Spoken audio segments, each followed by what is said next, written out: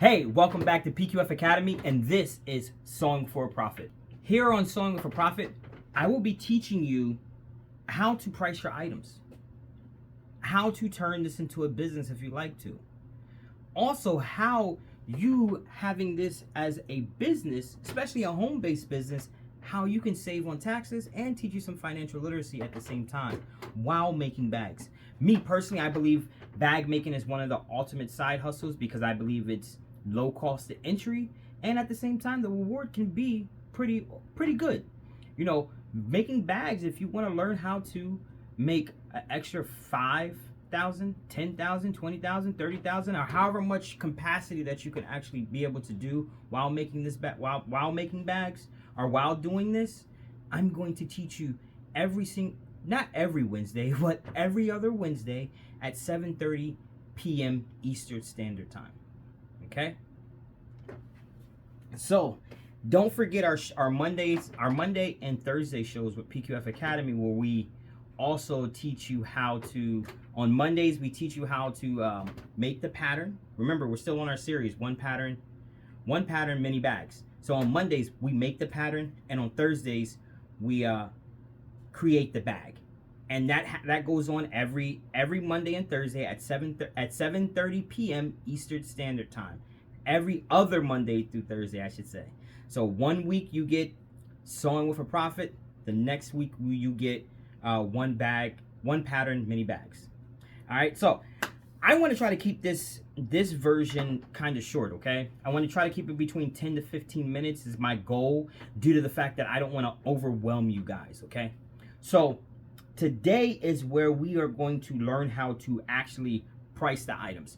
I tried to do it once before in an earlier video, but I kind of didn't like the way it was, so I think this is going to be a little bit more uniformed.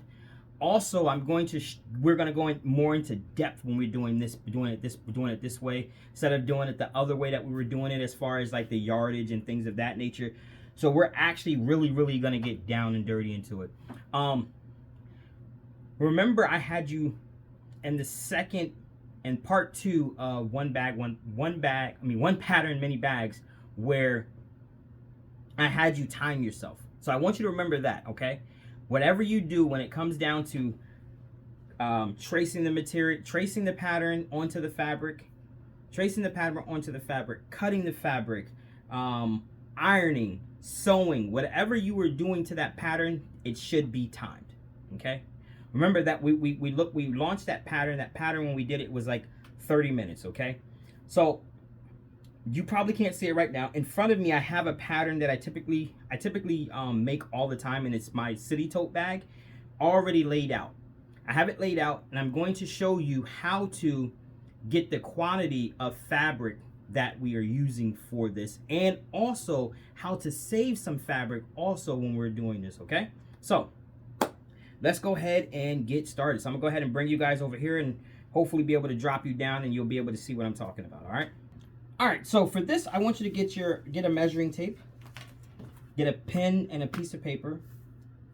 What I have right here, this is my like I said, this is my city tote bag that I typically make all the time. A lot of people love this bag, and this is my medium version. What you see right now is I have my pattern laid out, right?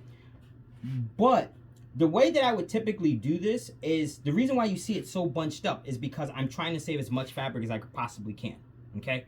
So when I'm going to trace this out, either with a piece of chalk, an erasable pen, or a pencil that has the chalk or whatever, I'm going to trace it out that way instead of doing it individual, okay?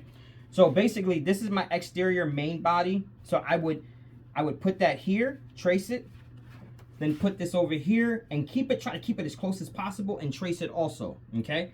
And the same thing with everything else. See, this right here is here, and this is traced on, this would be traced onto the top of my exterior piece, this piece. Then the same thing with this would be traced right beside here on top of this. This is my top lining piece. Everything, as you see, they're basically touching. I want them to touch. I want to try to use as less fabric as I possibly can, okay? So the reason why I have my measuring tape is because I'm going to measure, and I'm going to do this for square footage, okay? I want to get the square footage of this. So I know, so this is 20 inches. So I'm going to drop down 20. And that's my, I guess my length. My length is 20. And my width is typically, I already know my width is already 56. This is 56 inches. Typically fabric, that's how it comes by yard. It comes 1 yard by 56, all right? So my width is 56. So you've seen this. You see how this is and how this is all set up, all right? So I'm gonna bring you over. I'm gonna bring you over, and you're gonna see some. I'm gonna show you some calculations you have to do, all right? Okay. So there is something I want to say, right? The reason why I had you take the width, the length, and the width. The width, majority of the times, there are some fabrics like your leathers and your corks. They're typically sold square yard. All right, so they're sold by the square yard, and this is where you would typically you would do it. You have an equation for these two to get your unit cost. All right, but since majority of the times fabrics like faux leather, woven fabric, canvas, like outdoor types fabric, those types of fabrics, they're typically sold by the yard, no matter how much the width is. Okay, no matter how much the width is, these are typically sold by the yard. So I wanted you guys to write that down, but we don't need it. So all we need is that I know the length that I use is 20 inches. And 36 equals a yard. 36 inches equals 1 yard, okay?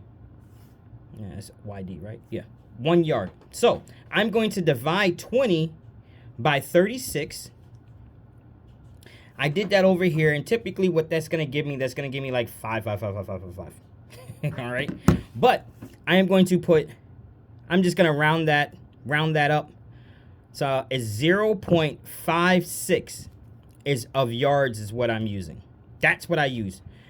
0.56 of this. I use 0.56 of that, okay?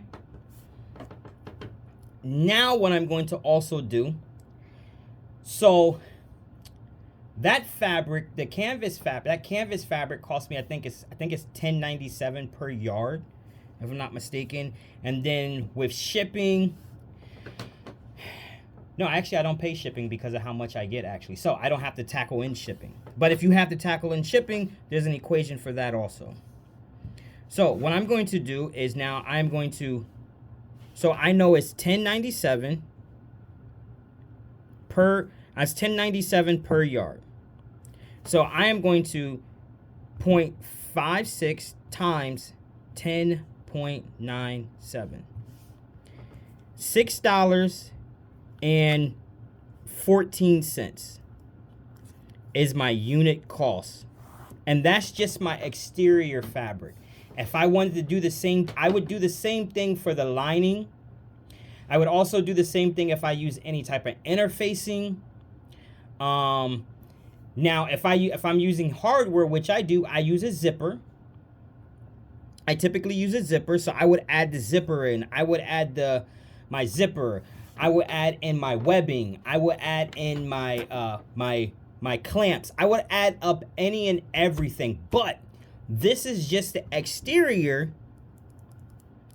This is just the exterior portion of it. That's all that's what I use as far as the exterior, okay? So one of the things I do, I want to announce I am starting a sewing journal. I do have that. I will tell you how you can be able to get that at the end of this video. But what I would do on my sewing journal, now that I know what the quantity, what the quantity is that I'm using, all right? I know that I'm using 0.56 quantity. I know my unit cost is $10.97. And so now I know this total cost is $6.14. And what I would put on here, I would put, let's just say I would put black canvas C-A-N, black canvas exterior. I would put that there. And then I would do the same thing. I would put red canvas. I don't know if you guys can see that, but I would put red canvas, waterproof red canvas, then do the exact same thing, and then I would get my total cost, okay, of how much that bag made, how much it took me to make that bag.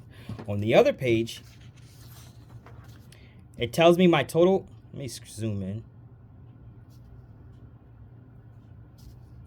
So on this page is my total material cost. So I would go over here and I would add all of this up. And then remember, my time, I made sure that I was timing myself making the bag. So I know that. So then whatever my labor cost is how much I'm going to pay myself. And then the final bag cost is going to be right there. Then how was it? You can do all that, the difficulty levels and all that other stuff, okay? What went wrong, what went right, and things of that nature. But the biggest thing is knowing how much this bag costs. So even on this, so I would put city tote.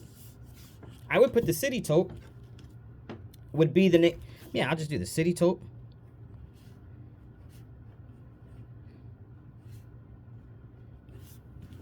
City tote. And then if you want, if you have a client and all this other stuff, a sketch and all that, if you want to put cotton, if you want to put swatches here, but I will show you how to get all that. But I put the city tote here, and then this would be my guide. This right here would be my guide for every time. If I forget the price of the city tote, I would just go into here and look. Okay, so if I know the black fabric costs this much, so I know the black exterior one costs this much, and on top of that, it would be, let's just say I would put city tote mini, even though that's not the mini, and that was the minimum, the medium, but it would be, I'll put city tote, I'll have a page for each city tote mini, city tote medium, city tote large. And you would do the exact same thing also for every single bag that you make. Now, say for instance, if I make a city tote, because typically my red fabric, all my canvas fabric majority of the times cost the same amount. So I wouldn't have to do it for each color. Okay, I wouldn't have to do it for each color. But if it doesn't, that's why on here, if you see I did black canvas. That's just in case if I had the red one, or I have a different color or whatever. Typically, you can just scratch that out if the canvas and everything costs the same exact price. Because if it costs the same exact price and you get into the same exact length, or the same exact length and everything of that nature, you're typically going to be okay. All right. So, but if it's different, if it's a different material, that's when you'll go ahead and just grab another one of these. Okay. So hopefully you understood that. So let's go ahead and meet back face to face. So I hope that was easy for you to understand. Hey, guess what? If you don't, you can always rewind and go back and try to understand it again. You can always leave a comment. But if you really, really want to understand, sign up for PQF's newsletter. Yes, I am starting a newsletter. It will be in the description below. So go ahead and click, leave your email, and the newsletter will come out every other Friday after this segment. Okay, so it will come after every other Friday after this segment, and on top of that, it will also tell you what we are going to be doing for the following week. So it would already have the dimensions of the bag that we're going to be making. It would have the dimensions. It would also have, it's also going to have a just brief description of what the bag is and everything, and some type of fabrics you can possibly choose too if you want to.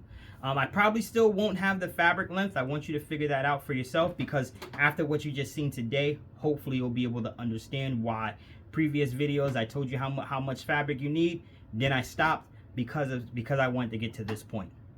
This point shows you, hey, me telling you how much fabric you need, it matters, but not really matters, but because I want you to be able to price this items and actually be able to turn this into a business. Okay, so today we figured out the unit cost, and only thing, like I said, we've only did the exterior, but this would apply for every single piece that you do. exterior, lining, interfacing. You'll also put, if you use any type of hardware, you'll also write that down and put that into the cost, and that's how you'll get your total cost of how much the bag it took to make outside of the time. Okay, so if you want to get one of these, sign up for the newsletter. Everyone that signs up for the newsletter, they will receive one of these for free. And if you're the first, I want to say first 25 people that sign up to the newsletter, you'll also receive a surprise from me. You're also going to receive a surprise. So the first 25 people that signs up for the newsletter will receive a surprise. And everybody that signs up for the newsletter will receive this. As always, I want to say thank you guys for tuning in to PQF Academy. And this was Sewing for a Profit.